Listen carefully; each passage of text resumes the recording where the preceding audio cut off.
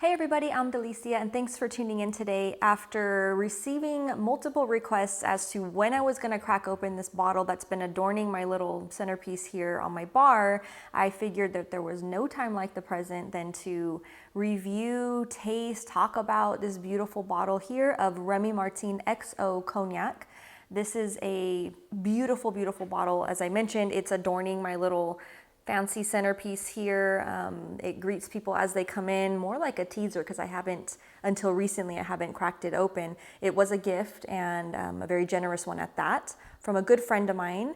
And so again, I'm gonna go ahead and get into this, talk about it a little bit, and at the very end, I'll be pairing it with a nice cigar, of course, so that to give you the full recommendation for how you can properly enjoy this beautiful cognac. Getting into a little bit of history on it, the House of Remy Martin was founded in 1724, so they're one of the oldest among the cognac houses that are out there.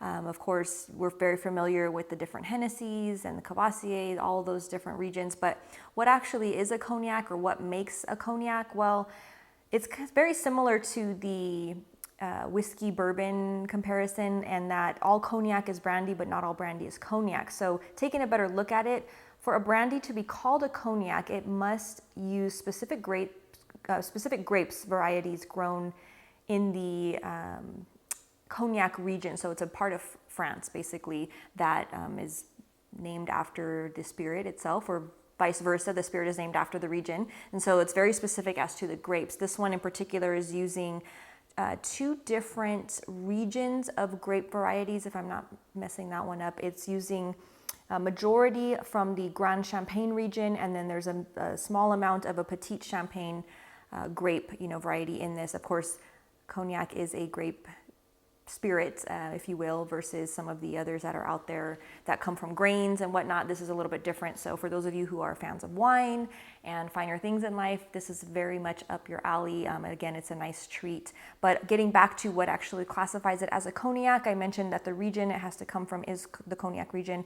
It must be double distilled in copper pot stills, and then it has to be aged for a minimum of 2 years in French oak barrels. And then again, also needs to be at least 40% alcohol. Now, for it to be an XO, this was something that changed recently up until, I believe it was last year. So for the cognac to be considered an XO, which of course means extra old, the youngest eau de vie, which translates to water of life, which is a great meaning, but the youngest of the eau de vie, which is a mixture of all the different that make the actual cognac, has to be at least 6 years aged, and now it's up to 10 years. So it used to be 6 years at the youngest one. Now it's required as of, again, last year, that the youngest eau de vie had to be at least 10 years of age, but that's the youngest. So there's a mixture, especially in this one here, there's a mixture of, I believe it was up to, I want to say 400 different eau de vives in this actual cognac, which if you're not familiar with that terminology, I wasn't before drinking cognac and researching a little bit more. The eau de vive refers to, it's actually the white wine, if you will, before it goes into the barrels, before it's aged. So it's definitely, some people drink it, but it's not the cognac per se. It's very distinctive flavors on that one. So again, once it's been in those French oak barrels and it's rested for quite some time, you receive this beautiful color and flavor, all of those wonderful things. So now that I've managed to ramble on a little bit, let's go ahead and just pour this and taste it. So it has a beautiful cork in it, an actual cork, just a very nice packaging and bottle that it does come in. I'm going to use this little tulip type of tasting glass to taste it. This isn't what I would normally drink cognac out of, but again, for the purpose of tasting, I'm going to do that today. And so first of all, you notice the color. So it has a beautiful, rich amber color. I mean, there's a slight kind of a gold hue in the background, but it's definitely a very rich amber color, beautiful to look at. It has a nice viscosity to it as well. I'm going to go ahead and just nose it now. Wow.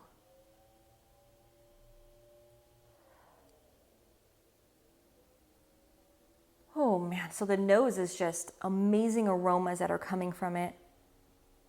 You get a nice floral bouquet, orange peel, a bit of like a golden raisin, bergamot, very elegant. You have definitely the notes of the vanilla and caramel in there. Nice amount of dried fruit. And I'm gonna go ahead and just taste it. Let's get right into the fun, right?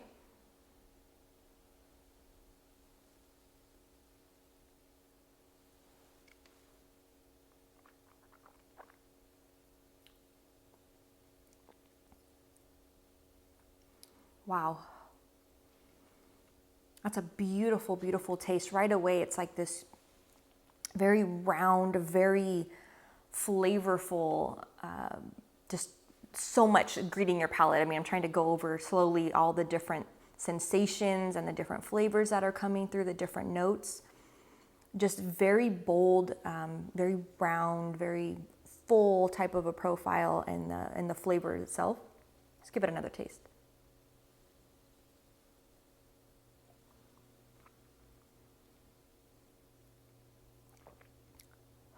So it leaves a nice coat to the palate. It's a mixture of kind of a smoky, little bit of a cinnamon, spice type of coating to the palate. The notes that are coming through, it does have a pretty pronounced finish. But you do pick up beautiful notes, again, of nutmeg. You have the cocos coming in, cinnamon. Definitely pick up the fig, clove, kind of an orange peel citrus, hint of coconut.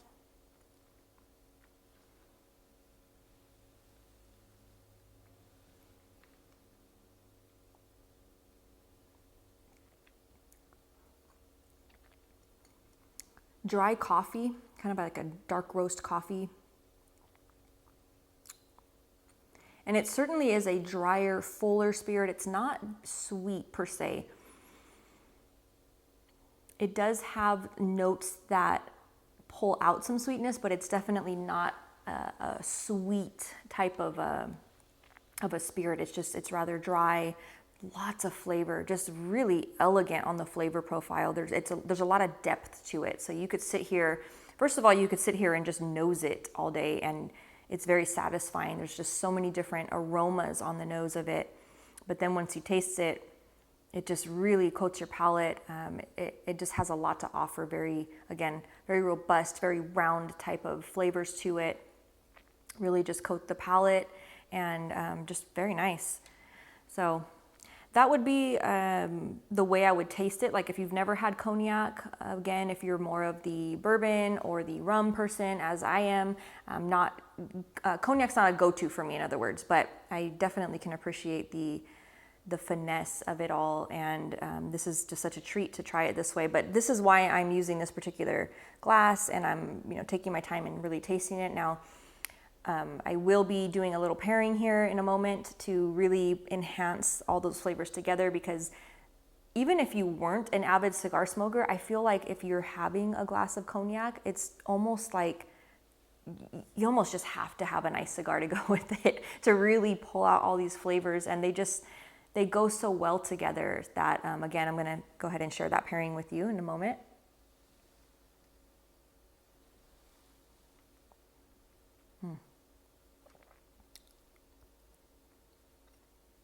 Another interesting fact that kind of caught my attention about cognac was that I think it was 97 to 98% of it is exported. So France itself doesn't really consume a lot of cognac, which was surprising when you look at, for example, let's say tequila and Mexico. Mexico is like the number one consumer of tequila, and then the US being second to that.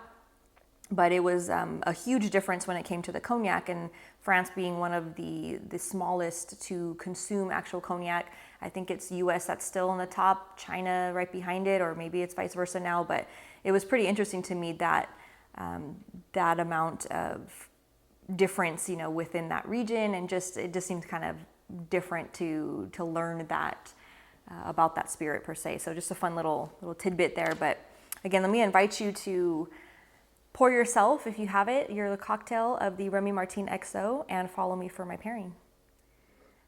So with this beautifully elegant cognac, I have chosen the equally beautiful and elegant Micallef. This is the Reserva Limitada Privada. I have done a full review of this cigar if you're interested in seeing it in its pure form without any type of pairing with it.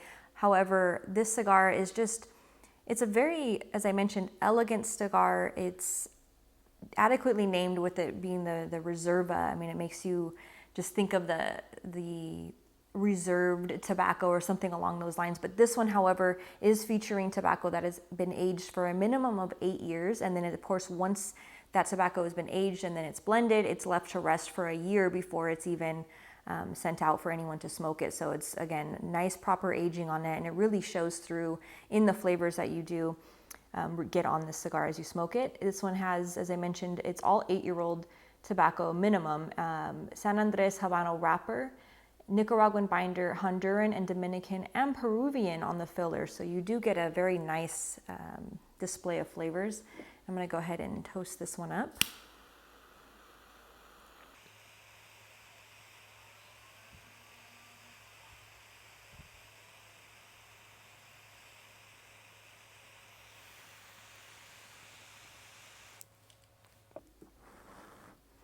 Now this one in the Churchill format, of course, a 7x52. Beautiful display again of craftsmanship, wonderful flavor. Right away you pick up a nice spicy cedar and spice is the perfect mixture, again, that just greets your palate so nicely.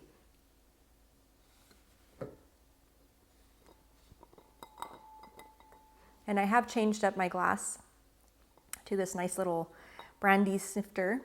And I did put a large ice cube. Again, I'm usually somebody who I'd say 90% of the time drinks my spirits neat. However, in this case, I just thought, you know, that addition of an ice would cool it down very nicely. And just, again, the larger ice cube so that it doesn't water it down, because again, I want to take my time with it as I pair them together.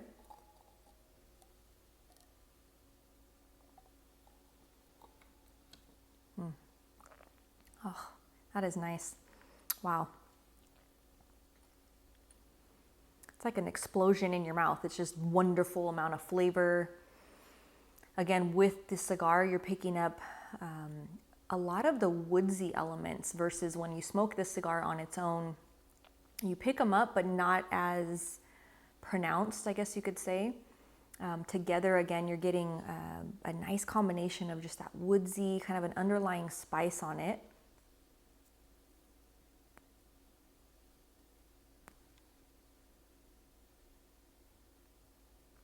You pick up a nice leather, very aged leather on the cigar. Beautiful aroma.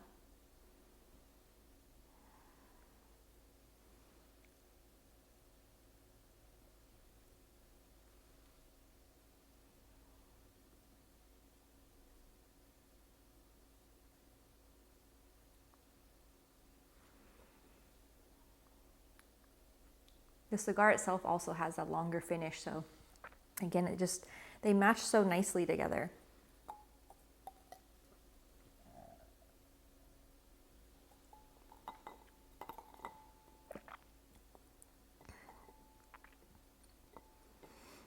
Really picking up more of the spice on the cognac than when I sipped it alone neat just a few moments ago. With that addition of the ice in there, and then adding, of course, that nice cigar to it, it really pulls out the spice in this. I'm picking up a lot more of the nutmeg and the cinnamon, again, together with the anise and the cigar. They're marrying just nicely, and it's a very pleasant pairing, something different. Again, I'm not a regular cognac drinker, so I usually tend to lean more towards the sweeter, the bourbons, the rums, you know, the aged rum and whatnot, and of course tequila on occasion. However, the cognac is just a really nice treat. Again, just very refined flavor, very rich, very round profile. Again, pairing just beautifully together with this Micallef Reserva. So highly recommended if you haven't tried it. I do have an opportunity for those of you watching to win this beautiful travel humidor that I'll talk about in a moment.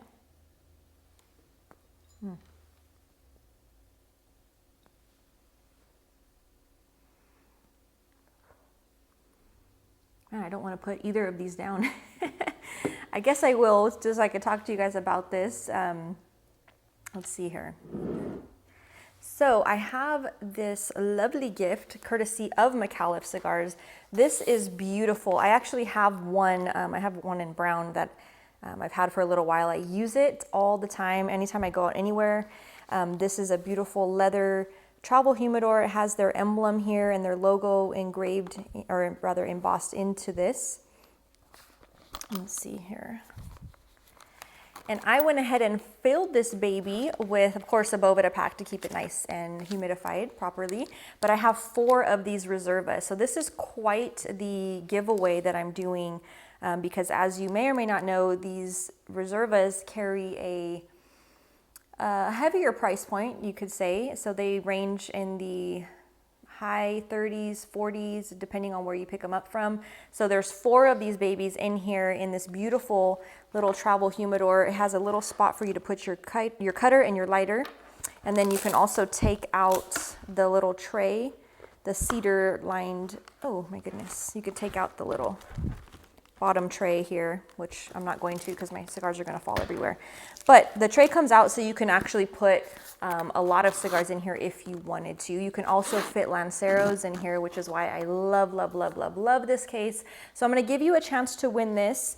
I'll be posting the details on Instagram, but you definitely have to be a subscriber to the YouTube channel and follow me, Cigar Vixen, and Micallef Cigars on Instagram, and make sure you repost this or post a picture or do something along those lines. Again, check out my Instagram. I'll be putting all the details for how you can win this little baby on there. You can also check on Twitter and Facebook. I'll make sure I post it onto those as well. I always use Instagram as my primary, but for those of you who don't have Instagram, I'll be sure to put it onto Facebook and to Twitter as well. So again, I hope you enjoyed this brief type of review of this beautiful Remy Martin, and then again the pairing with the Micallef Reserva Limitada. Beautiful cigar, beautiful cognac, and I hope you enjoy your day. Thanks for stopping by, and I can't wait to see you all soon. Cheers.